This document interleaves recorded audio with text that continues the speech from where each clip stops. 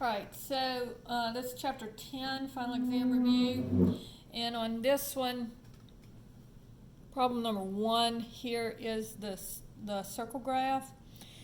And it says that the state spends its revenue of $5,800 million. So find out how much was spent on each category. So here we have grants. So this is chapter 10.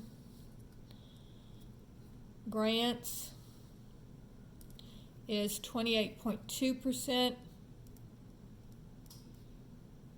of the 5,800 million. And so that would be, and again, percent, you move the decimal point over 2 places to make the number smaller. So it would be 0.282 times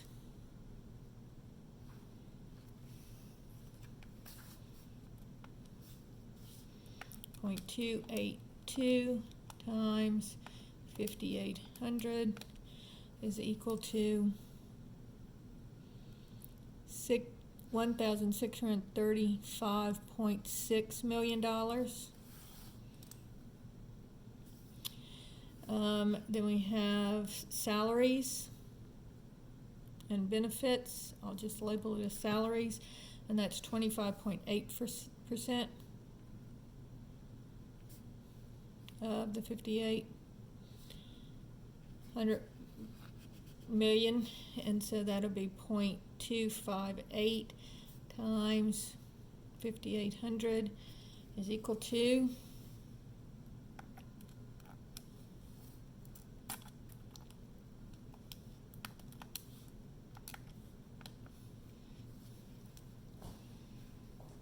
$1,496.4 million. Then we have grants to organizations and individuals. So grants to governments, and then grants to individuals is 19.4% of the 5,800 million. All right, and so that would be 0.194 times 5,800.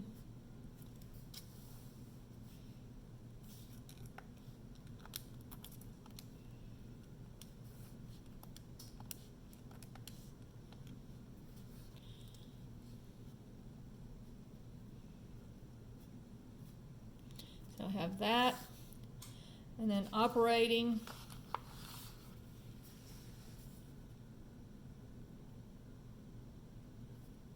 Is 13.8%.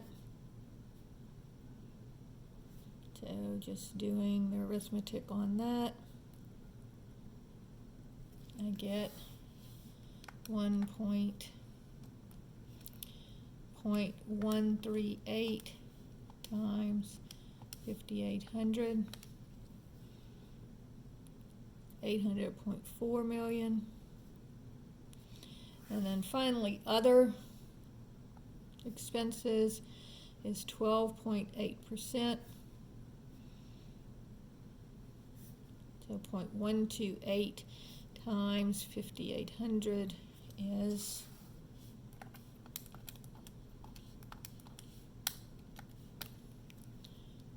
$742.4 million. So that's this government's spending. Okay. Problem number 2 says the following pictograph represents the mining production of a given state. So each little car represents $10 million in mining production. So it says about how many dollars worth of bauxite are mined. So if you look on here, this is about 1.5 little cars. So that would be, this one would represent 10 million, and this one about 5 million. So it would be $15 million would be the representation there. And then it says the following test scores out of 100 for one for one student throughout the school year in math class was this. Okay, so here are his test scores throughout the school year. And so it says create a dot plot for the data. All right, so problem number 2. So part A, we want to do a dot plot. So let's look. The smallest number is 50, and the biggest number is 82. So here's the raw data. 64, 77, 50, 74, 82, 71, 56, 82, 76, and 77. Excuse me, 74. All right, so here's 50, here's 55, here's 60, 65, 70, 75, 80, and 85. All right, so the first one is 50. I'll put the first one is 64. So I'll put an X above 64. Then I have 77. Then I have 50, which I already put 74. Then 82. 71. 56. 82. 76. And 74. All right, so here's 74. 3, 2, 1. And then this is 64. This is 56. This is 76. I have something wrong here. This should be 77. So this one should be here. 76 and 77. And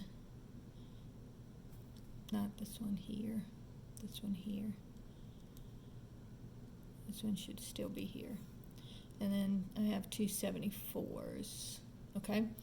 And so then it's easy to look my mode.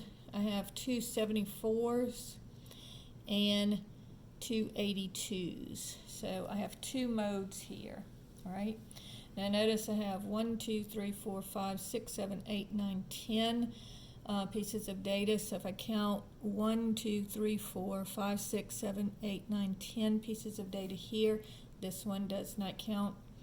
So 5 from this side or 5 from this side, 1, 2, 3, 4, 5 is right here at 74, and 1, 2, 3, 4, 5 is also at 74. So my median will be 74. And then my mean is going to be, just add them up and divide by 10. So it would be 64 plus 77 plus 50 plus 74 plus 82 plus 71 plus 56 plus 82 plus 76 plus 74 equals, and then divide by 10, and I get 70.6. So I have 760 divided by 10 is 70.6. All right. So that's part B. So this was part A. And then it says create a stem and leaf plot for this data. So here's my stem, and it'll be my tens place, and then here's my leaf. And in this also will be easier to take off of this. So I have 5, 6, 50, 60, 70, and 80 for my stems. And then I have 50 and 56. Then I have 64 and no other 60s. Then I have 71. I have two 74s. And then I have a 77, 6, and a 77. And then for 80s, I just have an 82 and an 82. So there's my stem and leaf plot. And then it says part D, so this is part C, and part D says make a frequency table using groups of 10. So here I'm going to have 2, so 1, 2, 3, 4, 5. So from 50 to 59, 60 through 69, 70 through 79, and then 80 through 89. All right, so in my 60s, I only have 1. In my 70s, I have 1, 2, 3, 4, 5. So it would go all the way up to here. And in my 80s, I have 2. And so that would be my frequency table for this set of data. So that's problem number 2.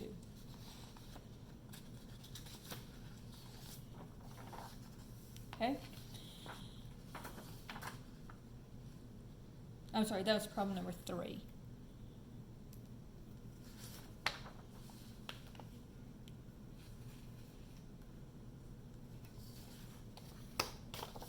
Okay, problem number 4. Guess we'll start a new page for number 4.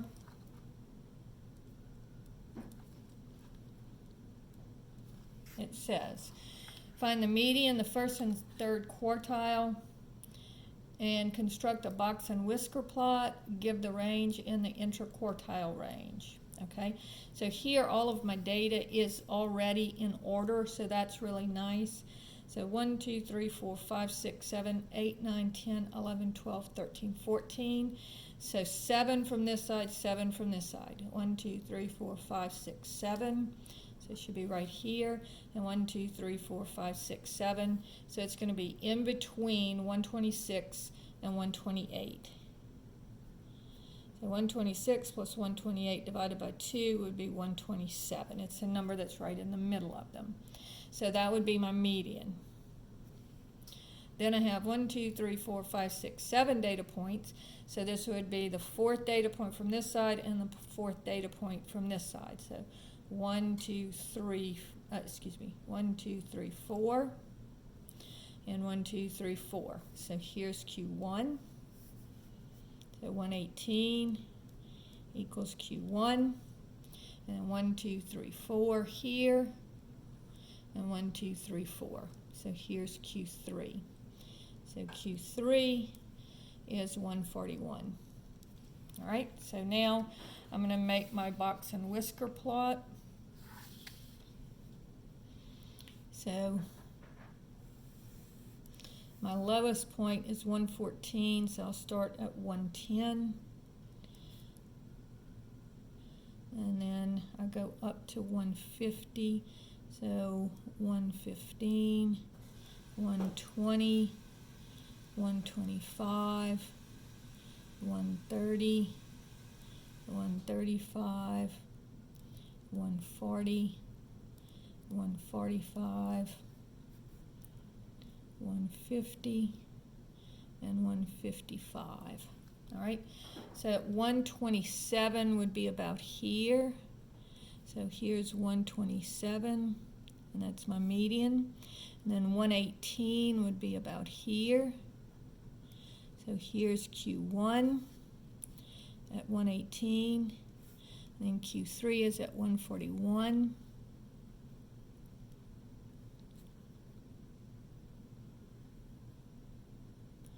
There's my box.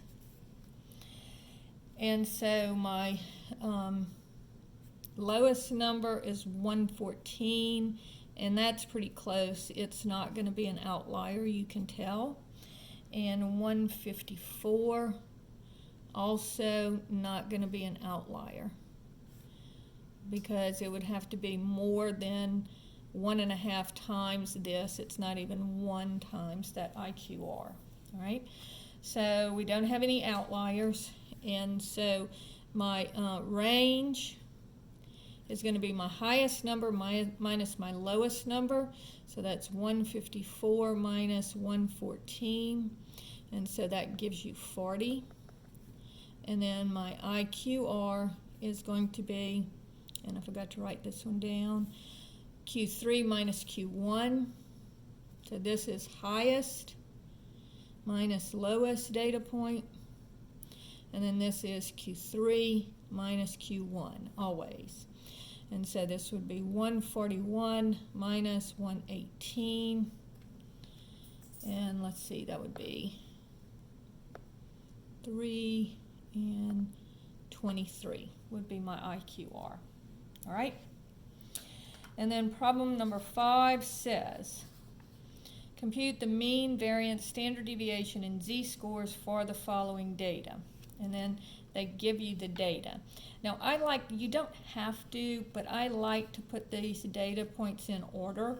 So I have a 2, and then a 3, a 4, and a 5, and then a 6, a 7, an 8, then a 10, a 13, and a 20. Now on the test, I won't give you this many data points if I ask you to do this. So here are the data points. And then I'm going to look at the deviation from the mean, x minus x bar. And then I'm going to look at x minus x bar squared. And then I'm going to look at my z-scores. All right, and so I have 2, then 3, then 4, then 5, then 6, then 7, 8, 10, 13, and 20. So there's all my data.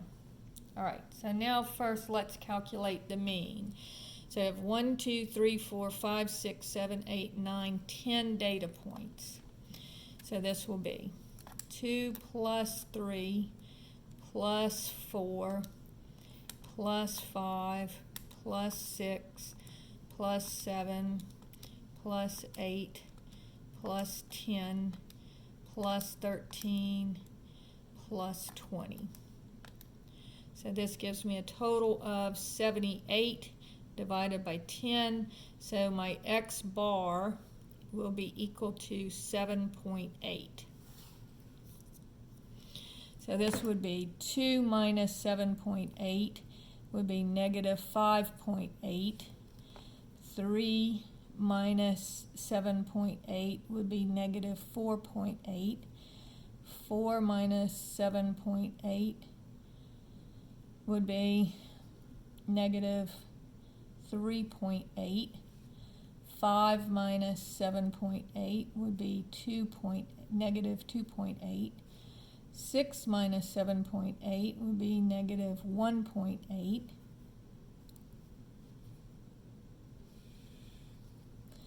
7 minus 7.8 would be negative 1.8. Then 8 minus 7.8 would be 0.2. 10 minus 7.8 would be equal to 2.2. And then 13 minus 7.8 would be 5.2, and then 20 minus 7.8 gives me 12.2. So now I'm going to take all of these numbers and square them.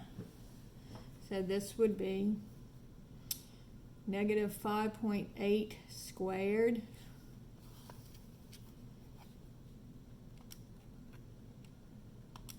and we don't need the negative because when you square the negative it's positive. So this would be 33.64 and then negative 4.8 squared, 23.04, and then negative 3.8 squared,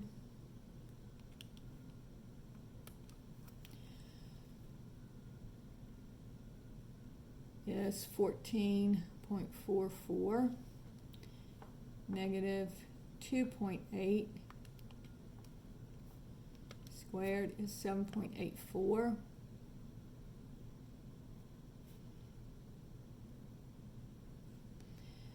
negative 1.8 squared, and again, negative times negative gives you positive, so I don't have to worry about the fact that they're negative. 3.24, and then, I'm sorry, this should be 0.8. So negative 0.8 squared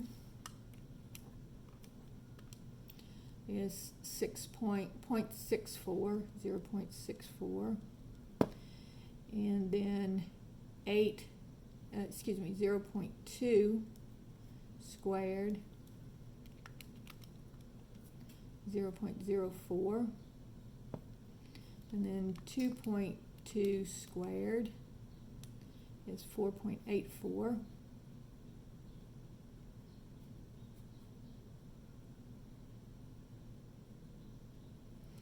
and then 5.2 squared is 27.04, and then 12.2 squared